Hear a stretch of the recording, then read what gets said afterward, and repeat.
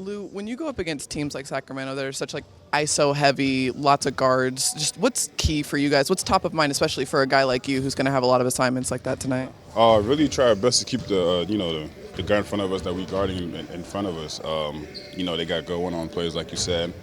And whenever somebody is on the island, we just got to make sure we got our tight shell and we communicate on the end on the floor, and then we'll be in a good spot. Is there any difference at all knowing that a lot of these guys like to shoot mid-range versus like trying to get downhill or shoot threes? Does that change anything for you defensively? We just have to adjust to the game plan. I mean, every team is different. They have their own style of play, so we just got to adjust to that. And the main thing is try our best to get a stop every time. Sam and Mark talked before about how they bring in people before they bring in players. Yesterday, multiple guys are giving out meals for Thanksgiving. Just what does that say about the kind of group that you guys have? It says a lot. I mean, that's like you said, it's the type of group that we are, and whenever we got a chance to give back to the community, we'll do it.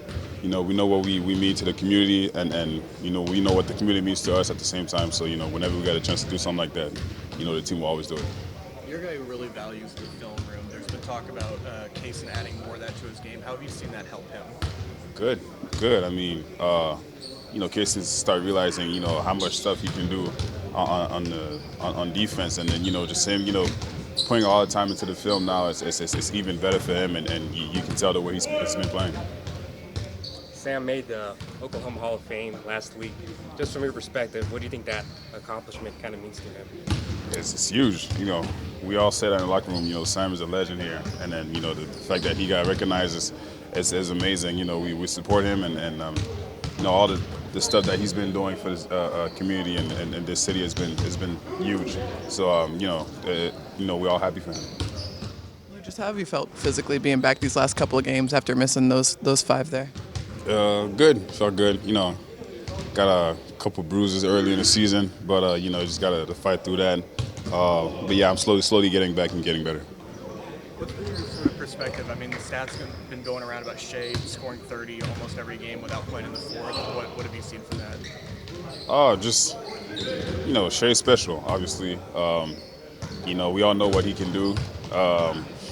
He's leading us to a lot of good stuff, and whenever he gets going offensively, he's really hard to stop.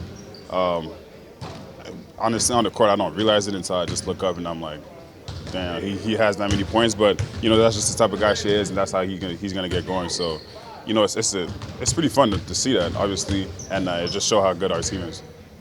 Chet said a couple times that the box score watchers might not realize just what you bring on the court. Is that something you, I guess, kind of agree with in terms of what he said? Yeah. I'm not the type of guy to really look at stats and stuff like that. I just go out there and play my game and do whatever I can to help my teammates.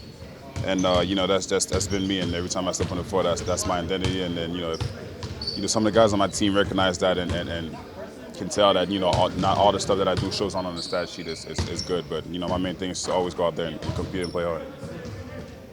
Thunder back home just for one quick game against the Sacramento Kings, and it's already the third time that these two squads are meeting up against each other. I've got Lu Dort here alongside me. Lou, how do you handle this? You've been through these types of situations so many times before, but when there's familiarity, you've beaten this team twice already, and they're going to be quite hungry coming up against you. How do you mentally kind of prepare for a matchup like this one tonight?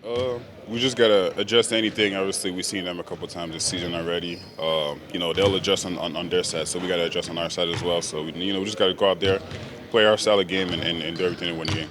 That's what you guys have done here lately. Great winning streak going, and you got the job done on the road. You were a huge factor down there in New Orleans. What's the takeaway maybe from that road trip as you got back into the mix? It was good. I mean, it's always good to get some wins on the road. It's always a tough place to play. But, if we stay connected and play the way we do, we give ourselves our best chance. And it was good to be back, been out for a little bit, and it was just good to be out there with the guys. Yeah, we're going to have to get you, some bumpers on those shoulders, man. The number of screens that you go through every night. I'm not sure people totally grasp the challenge of that and the physical toll that can take night after night. 60, 70, 80 screens that you're trying to navigate. How do you get yourself primed up for that every single night? It's just preparation, and then start, from the off season, obviously, getting my body right to be able to move like that during the games. But, the end of the day, it's not an easy job, and you know that's what I take a lot of pride in when I play. So you know, I always do that for my team. You got that shoulder nice and loose to knock down 4 threes in the first quarter the other night in New Orleans. What does that do for the group? I mean, you've played so many games here now. When you're knocking down threes at that rate, it just seems like things really open for the rest of the team. Does it feel that way on the court? Yeah, definitely, and you know, just bring a different type of energy. Obviously, you know, just the way to move the ball early in the game, and we can see a lot of guys, you know, touch the ball and being able to see a couple going. It just helped the team, and it's easier to flow into the game. You guys have gotten all this done so far this season, really with, I think on average, about 6 of the main 15 roster guys out every single night. What is it about the team and what you have built, you and Shea and Kenrich, from the very beginning in terms of the attitude of the team that's allowing this to happen? Yeah, it's next man up mentality. You know, anytime you get a chance, you got to go out there and perform and compete. And it's been a identity for a lot of guys. You know, some of the guys don't get a lot of chance, some of the guys do. So anytime somebody goes down and someone gets an opportunity, you know, they go out there and compete really hard. Does it feel like a long time ago that you were the next man up guy? Like, how does that feel? Yeah, I mean, it does. Obviously, you know, it brings a lot of memories, but you know, it's something that it's always going to stay in my head for a long time. So, and it's some of the stuff that we trying to tell the new guys and the younger guys as well, that you know, if anybody goes down, you know, you got to be ready, and that's how you're gonna get your chance. I bring that up because every time the Thunder plays the Kings and you're involved, I can't help but think of a defining moment of one of your very first seasons in the league is a game-winning steal against the Kings. You get the game-winning bucket then after that steal. Your mom's in attendance for the very first time ever in Paycom Center.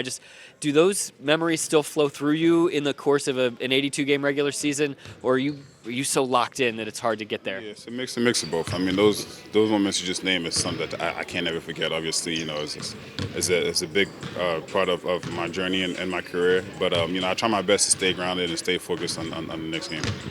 As we're talking about the Kings in this matchup, they're a really veteran team. They haven't had the start on the scoreboard that they've wanted so far this season, but they have guys that know all the tricks of the trade.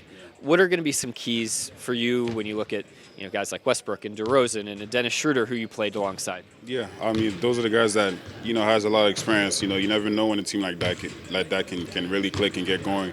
So you know, we just got to try our best to make it tough for them. You know, those are the guys that it's been in a lot of games and been in a lot of tough situations as well. So you know, we just got to stick to our game plan and do everything we got to do to win the game. And just lastly, the offense for you all as a team has just been humming at a really, really high level. The shooting percentages, the offensive rating, everything. Where do you feel like you've gotten better over the last 2 or 3 weeks since the beginning of the season as a group? I mean, try our best to stay consistent. I mean, there's a lot of ups and downs in the season. You know, we just gotta, keep our head down and keep going and keep working. You know, it's been us, and we all know that it's gonna be a lot of ups and downs. So we just gotta keep working hard. Yeah, you guys have been creating great looks all season long, and some nights they go in, some they don't. Hopefully, they go in tonight for you, Lou. Hopefully. That's Lu Dort. I'm Nick Gallo. This is Thunder Basketball.